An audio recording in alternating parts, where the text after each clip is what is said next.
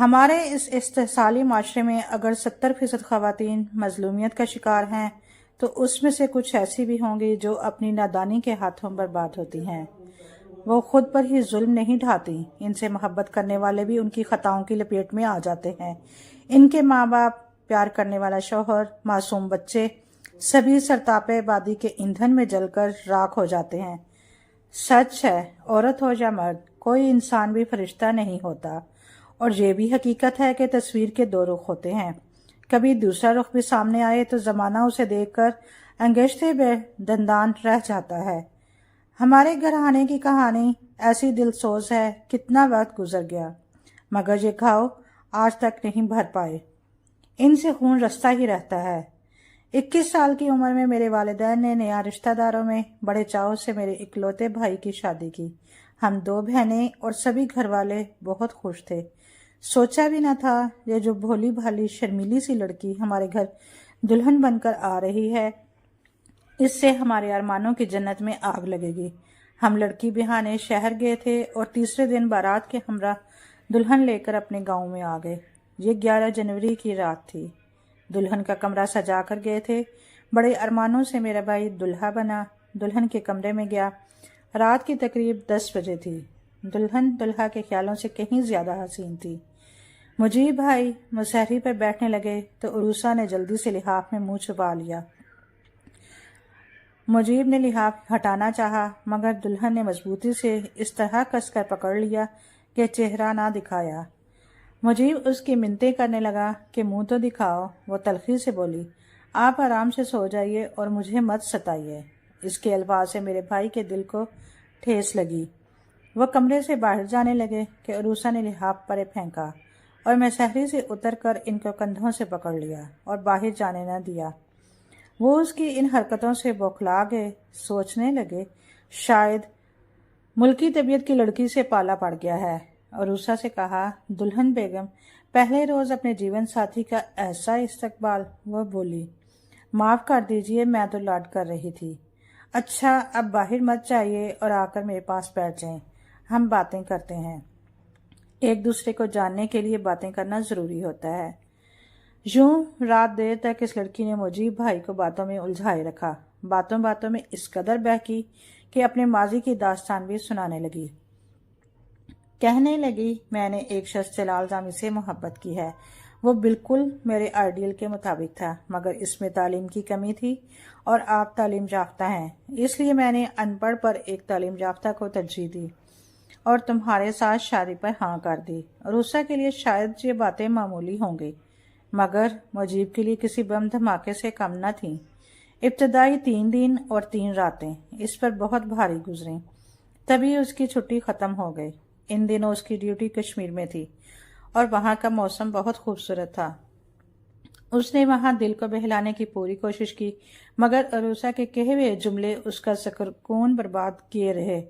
امی ابو اسے خط لکھتے اور فون بھی کرتے۔ مجیب کو انہوں نے بتا دیا تھا کہ عروسہ میکے چلی گئی ہے۔ اچانک 4 ماہ بعد ہماری بھابھی صاحبہ کا خط آیا کہ 1 ہفتے میں مجیب تم میرے میکے پہنچ جاؤ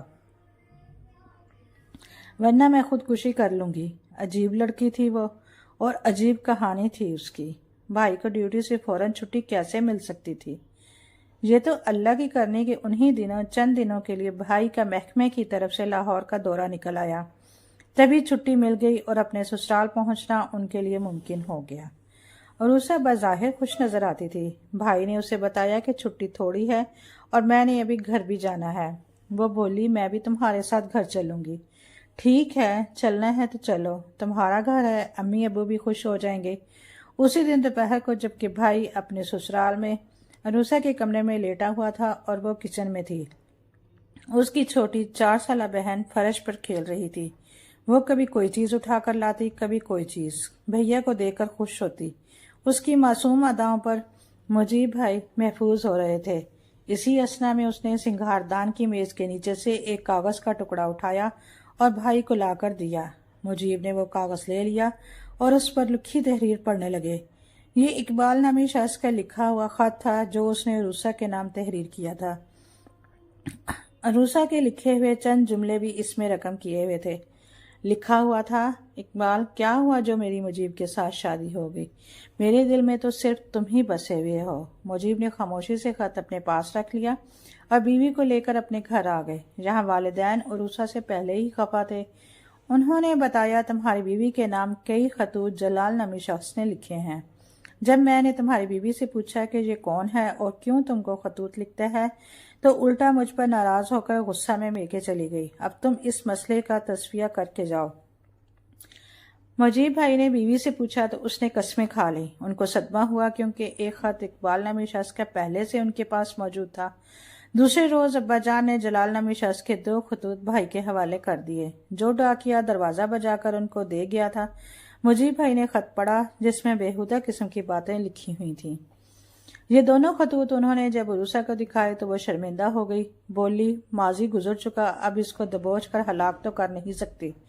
लड़कपन में खताएं हो जाती हैं, आप माफ कर दीजिए। कस्में खाएं कि एक बार एतबार कर लो, फिर कभी ऐसी गलती ना होगी। अब जिनसे सलाम दुआ कर ली थी वो पीछा नहीं छोड़ रहे, तो उनको समझाने कहाँ जाऊं? अब कभी मेरी तरफ से शिकायत का मौका ना मिलेगा। बस एक बार माफ कर दो। भाई को जल्द ड्यूटी पर पहुंचना था। बीवी को कुछ कहा और ना झगड़ा किया, खामोशी इख्तियार कर ली और ड्यूटी पर रवाना हो गए। लेकिन जाते हुए देहाती पोस्ट मास्टर को कह गए कि मेरी अदम मौजूदगी में अरूसा के नाम से कोई खत आए तो घर पर मत देना, बल्कि अपने पास रख लेना।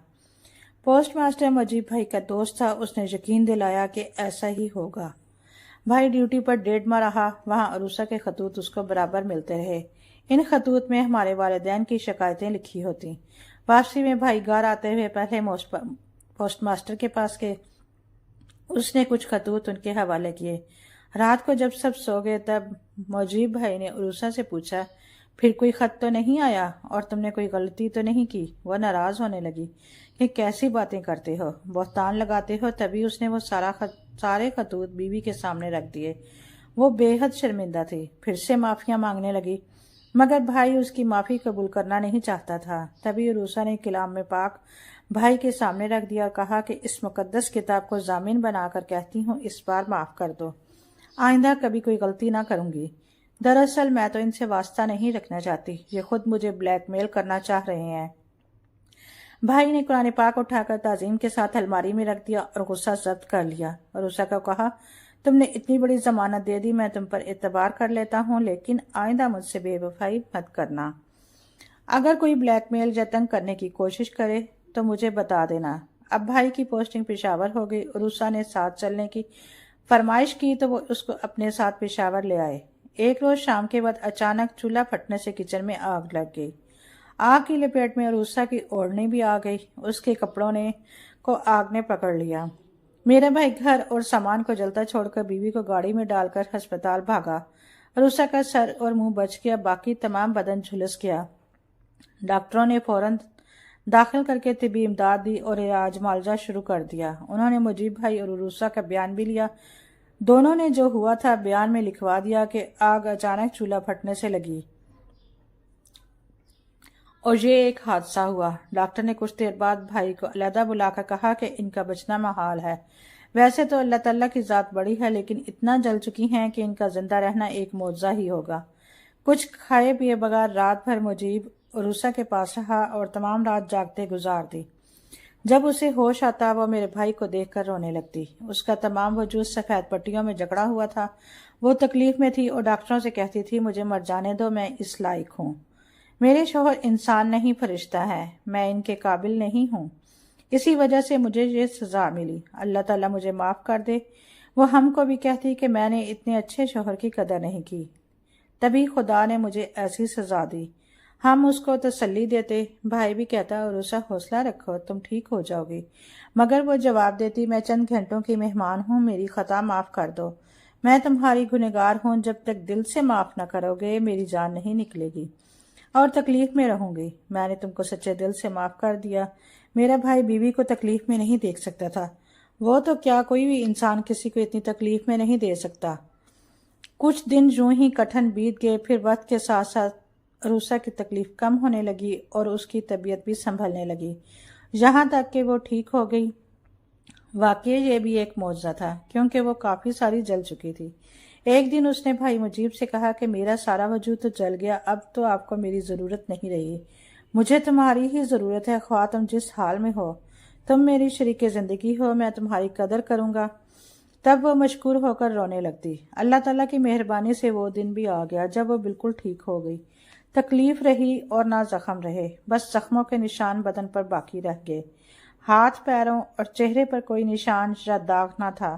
وہ بدصورت ہونے سے بچ گئی۔ سال بھر بھائی کے ساتھ وہ ٹھیک ٹھاک رہتی رہی۔ انہی دنوں ان کی پوسٹنگ راولپنڈی میں ہو گئی اور یہ یہاں آ گئے۔ کچھ دن سکون سے گزر گئے۔ ایک دن عروسہ کہنے لگی کہ بہت دن سے میں میکے نہیں گئی، میرا دل بہن بھائیوں اور ماں باپ کے لیے اداس ہے، کچھ دن ان کے پاس جا کر رہنا چاہتی ہوں۔ مجیب نے چھٹی لی اور اسے لے کر اس کے میکے آ گئے۔ عروسہ کو جلا ہوا دیکھ کر اس کے والدین پریشان ہو گئے، مگر اس نے یہ کہہ کر سب کو خاموش کر دیا کہ میں نے ان کو خود ہی منع کیا تھا کہ آپ لوگوں کو اطلاع نہ دیں، ورنہ آپ زیادہ پریشان ہو جائیں گے۔ اس نے بات بنا دی اور دوسرے روز مجیب سے کہا کہ آپ ڈیوٹی پر جائیے، میں کچھ روز امی ابو کے پاس ہی رہنا چاہتی ہوں۔ بھائی کو تو وقت مقررہ پر ڈیوٹی پر پہنچنا تھا، لہٰذا وہ راولپنڈی لوٹ گئے۔ ان کو آئے چند دن ہی گزرے تھے کہ ان کے نام وارنٹ آ گئے۔ مقدمہ کرنے والے ان کی بیوی اور سالے تھے۔ مقدمہ تھا ارادہ قتل کا، یعنی مجیب نے تیل چھڑک کر بیوی کو جلانے کی کوشش کی، اور دوسرا مقدمہ تھا تنسیخ نکاح کا۔ مجیب نے جان لیا کہ عروسہ طلاق چاہتی ہے، سوچا کہ ایسی بیوی کو رکھنے کا کیا فائدہ، بہتر ہے طلاق دے دوں۔ مقدمہ لڑنے کا مطلب ذلیل خوار ہونا تھا، لہٰذا انہوں نے طلاق کے کاغذات ڈاک کے سپرد کر دیا تاکہ یہ عورت جیسی زندگی گزارنا چاہتی ہے اور جس کے ساتھ اپنی خواہش پوری کر لے۔ اب بتائیے قصور مجیب کا ہے یا اس عورت کا، جو شکل سے بھولی بھالی اور شرمیلی سی مگر چھپی رستم اور گنوں کی پوری نکلی؟ وہ خود کسی اور سے شادی کرنا چاہتی تھی۔